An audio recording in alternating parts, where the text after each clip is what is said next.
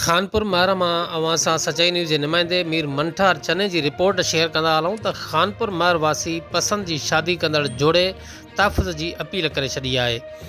ॻोठ वल्लू महर वासण नारी हुमैरा धीअ अब्दुल मजीद महर ऐं ॻोठ नुरंग महर वासी नौजवान जावेद अली पुटु गमटाल महर प्यार पढ़ने खां पोइ तहफ़ुज़ जी अपील करे छॾी आहे। अस्सलामुअलैकुम। असां पंहिंजो पाण निकाह कयो आहे। कुरट सगोरी में मां पंहिंजे राह ख़ुशी सां आई आहियां। जावेद अली महर सां निकाह थियो आहे। असांखे धमकियूं ॾिनियूं वञनि थियूं, वालिद साहब जो मारियो वेंदो।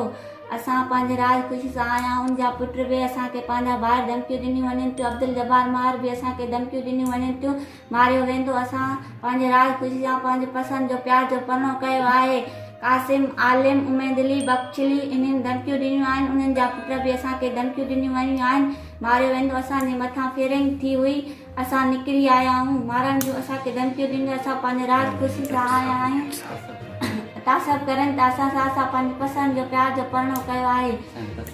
असांखे तरस खपे, असांजो इंसाफ़ थिए। असां पंहिंजी रज़ा ख़ुशी सां आया आहियूं। कंहिंजो बि असां ते ज़बरदस्ती न करे आया आहिनि। मां पंहिंजी ख़ुशी सां आई आहियां। मां पंहिंजो प्यार जो परणो कयो आहे जावेद अली महर सां। असांखे मारण जूं धमकियूं